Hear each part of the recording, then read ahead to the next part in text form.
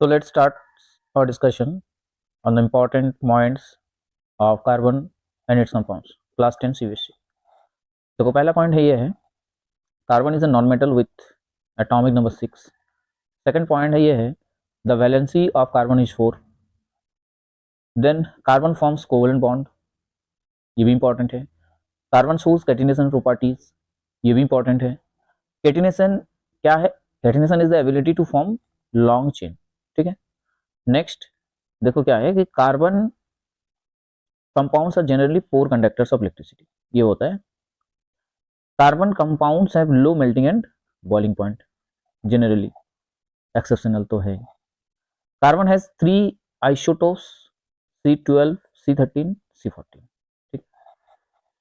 Next देखेंगे हम लोग carbon 14 used in carbon dating. जो अर्थ का एज होता है या तो पुराना कोई भी फॉसिल का एज होता है वो वहाँ पर कार्बन 14 को यूज करके हम लोग कैलकुलेट कर पाते हैं. नेक्स्ट देखो carbon forms single, double and triple bonds, ये भी इंपॉर्टेंट है. Different forms of carbon are called allotropes, ये इसका भी कॉन्सेप्ट होना चाहिए. Diamond is the hardest natural substance. ठीक है. Diamond is an electric insulator. Got it. Graphite is a good conductor of electricity, free electrons रहते हैं इसी वजह से. Graphite is soft and slippery. Next in diamond each carbon atoms forms 4 bond, इसलिए इसमें कोई फ्री इलेक्ट्रॉन्स नहीं रहता, इंपॉर्टेंट है. In graphite each carbon atoms forms 3 bonds, इसीलिए यहां पर क्या होता है एक फ्री इलेक्ट्रॉन्स रहते हैं और अच्छा कंडक्टर होते हैं.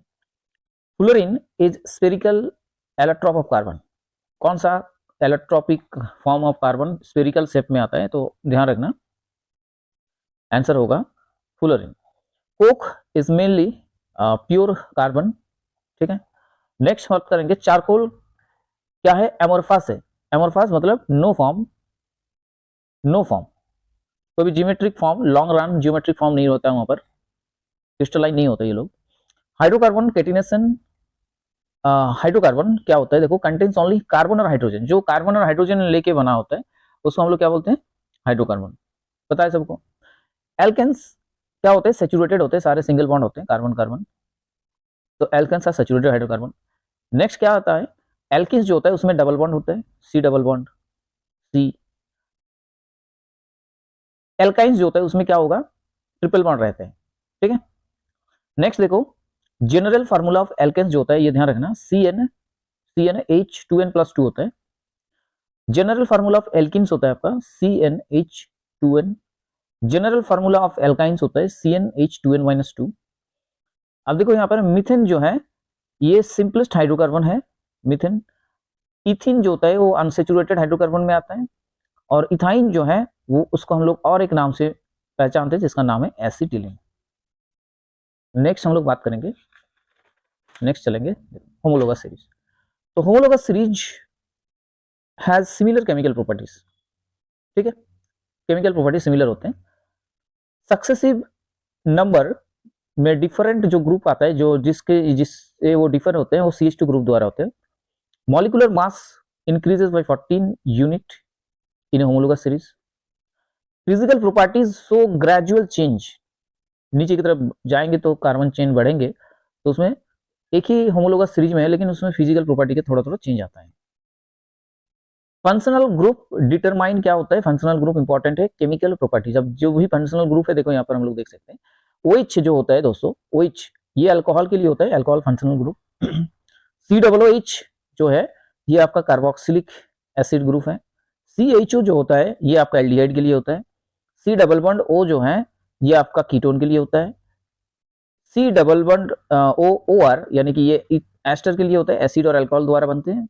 देखो ये पूरा इंपॉर्टेंट सारे लाइंस वन लाइनर्स के फॉर्म में लिखे हैं, तो अगर आप एक बार इसके थ्रू जाएंगे पूरा वीडियो को देखेंगे तो आपका रिवीजन हो जाएगा अच्छा खासा, तो डोंट स्किप, पूरा देखें. क्लोरीन, ब्रोमीन, आयोडीन, ये तीनों हेलोजन, ये जो तीन लिखे हैं हमने यहाँ पर, ये तीनों हेलोजन ग्रुप्स हैं. Alcohols are named with suffix. देखो अल्कोहल में जो भी होते हैं इसमें OL करके आता है, OL आता है. ठीक है. Carboxylic acid ends with weak acid से हम लोग उसको एंड करते हैं. एल्डिहाइड की अगर बात करें तो इसमें AL आएगा, AL. ठीक है, ये IUPAC नोमिंग में आप लोगों का मदद करेंगे।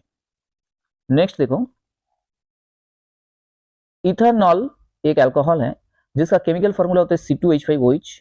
Ethanol is soluble in water, पानी में डिसॉल्व होंगे, लेकिन जो और भी नेक्स्ट ग्रुप का होता है, बहुत सारे कार्बन रहते हैं उसमें, वो उतना अच्छे सॉल्युबल नहीं होते। इथेनॉल फ्यूल के हिसाब से काम करते हैं। Ethanol bonds with blue flame.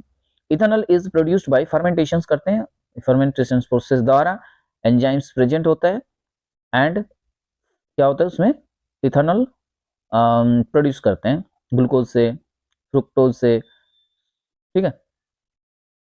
Ethanol reacts with sodium to form sodium ethoxide, ये बनाते हैं, और साथ में आपका हाइड्रोजन गैस भी निकलते हैं यहाँ से। Ethanoic acid is also called the acidic acid, ये ध्यान रखना इसको। एसिडिक एसिड मतलब CH3COOH, देखो इसका केमिकल फार्मूला गिवन है, सारा पॉइंट मेंशन है, आप एक बार जस्ट पूरा कंप्लीट करो वीडियो को। विनेगर जो होता है वो कंटेन करते हैं एसिटिक एसिड, 5 से लेकर 8% एसिडिक एसिड। इथेनोइक एसिड, इसका टेस्ट जो होता है एसिड होता है, इसलिए सॉर टेस्ट होता है, और ये जैसे कि एसिड है वो क्या करेंगे, ब्लू लिटमस को रेड में बदल देंगे। अब देखो इथेनोइक एसिड बहुत इंपॉर्टेंट है, रिएक्ट्स विथ कार्बोनेट्स, जो भी कार्बोनेट्स है, जितने भी कार्बोनेट्स है उसके साथ रिएक्शन करेंगे और कार्बन डाइऑक्साइड वहां पर से निकलेंगे। इसके रिलेटेड आप लोगों का केमिकल रिएक्शन भी ये देख लेना। It react with alcohol to form ester, alcohol के साथ रिएक्शन करेंगे और एस्टर फॉर्म करेंगे। एंड ये फ्रीज करते हैं कितने, it freeze at 16.6 degree centigrade, freezes at 16.6 degree centigrade. Next point में हम लोग आएंगे, देखो इथेनोइक एसिड फ्रोजन अगर हो जाता है तो उसको हम तो क्या बोलते हैं, glacial acidic acid. Ethanoic acid एक प्रिजर्वेटिव के हिसाब से यूज करते हैं हम लोग। एस्टर का जो स्मेल होता है प्लीजेंट फ्रूटी स्मेल होता है, बहुत लोगों का बनाना लाइक स्मेल आता है, बनाना टाइप का स्मेल आता है, यूज्ड परफ्यूम्स में इसीलिए यूज करते हैं इसका अच्छे फ्रेग्रेंस की वजह से। एस्टरिफिकेशन रिएक्शंस किन दोनों के बीच में होता है, देखो ये होता है एसिड और अल्कोहल के बीच में in presence of H+।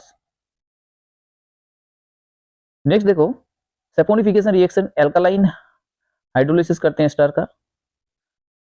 Soap जो होता है सोडियम पोटेशियम सॉल्ट और फैटी एसिड होते हैं, ध्यान रखना। सोप मॉलिक्यूल्स दो पार्ट होते हैं, एक हाइड्रोफिलिक पार्ट होता है जो अट्रैक्ट करते हैं वाटर को, और एक होता है हाइड्रोफोबिक जो वाटर से दूर भागते हैं। तो दो पार्ट होते हैं उसमें, और इसी हिसाब से माइसेल भी फॉर्म होता है। Soap works well in soft water, soft water में सोप बहुत अच्छा काम करेंगे। डिटर्जेंट जो है वर्क करने के लिए हार्ड वाटर, मतलब हार्ड वाटर में भी ये डिटर्जेंट काम करती है, इसलिए हम लोग डिटर्जेंट यूज करते हैं हार्ड वाटर में अगर क्लॉथ को वॉश करना है।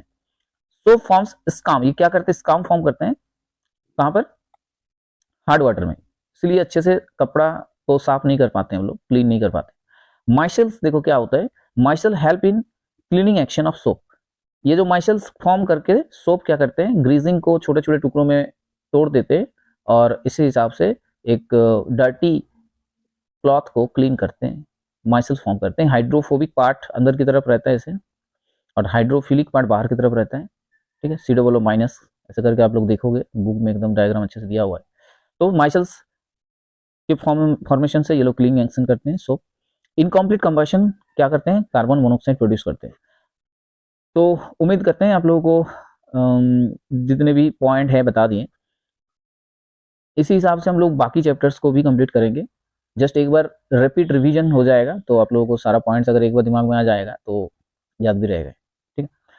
तो ऐसे छोटे छोटे वीडियो में कंप्लीट करेंगे। तो उम्मीद करते हैं आप लोगों को अच्छा लगा है, and please do share and subscribe this channel. और पूरा अगर वीडियो लेक्चर आप चाहते हो तो चैनल में जाइए, वीगन प्रशस्ति, वहाँ पर देखिए प्लेलिस्ट में है कार्बन एंड इट्स कंपाउंड, आप जाके देख सकते हैं पूरा details class. Thanks for watching, bye everyone, take care.